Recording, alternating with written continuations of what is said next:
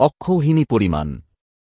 সৌতি কহিলেন, 1 রথ, 1 হস্তি, 5 পদাতি ও 3 অশ্ব, ইহাতে একটি পত্তি হয়।